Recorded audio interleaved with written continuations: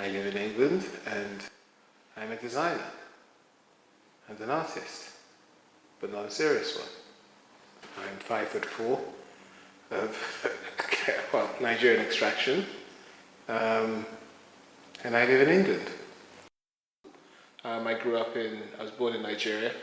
I spent, I've been everywhere, but mainly in Nigeria up until the age of 10. And I came to England when I was 10, and I've been here ever since. Life was happy, adventurous, fun. My infancy was without incident.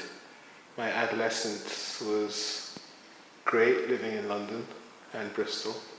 So that was cool because I just happened to be at two places that were absolutely happening at the centre of the universe culturally, in terms of streetwise clothing, music, and my later life has been, let's just say charmed, but not without incident, ever since. And here I am, not many years later, happy and healthy.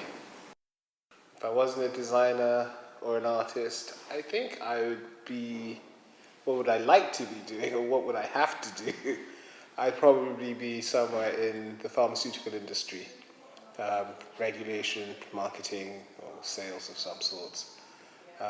What I would like to do would be, possibly a diplomat of sorts. I don't know. Yeah, that's what I would be doing if I wasn't a designer. It's hard to say.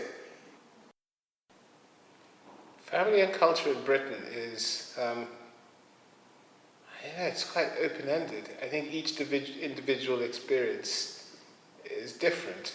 There are similarities in groups, socio-economic, but that's just for sociologists to discuss and pontificate about. Whereas each life has its own trials and it has its own happy moments. So it's hard. I don't know.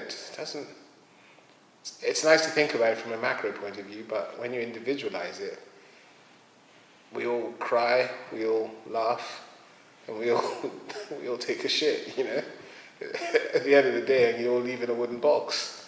So it doesn't mean it's what happens in between isn't important. I think it's as fragmented, it's as dysfunctional, and it's as functional as it's always been.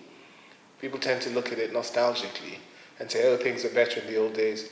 No, just certain things weren't reported. Or more things are reported these days. Nothing was better, and nothing was materially better, but morally, I think we humans are equipped with the same emotions that we've always had. And those emotions haven't evolved, they're still there.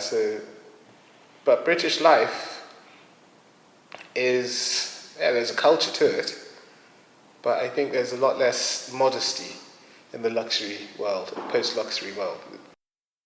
I live anywhere I have to live, The more people there are around you, the more opportunities there are for being annoyed, for being ripped off, for making money, for doing anything, for falling in love. That's absolutely fine. But the absence of people doesn't mean life stops at the same time. What for me is slightly odd is just having a limited number of people that you've chosen to be around you all the time because you share the same socio-economic outlook.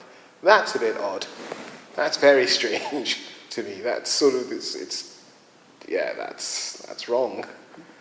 But for me anyway, people annoy, but they also make you happy.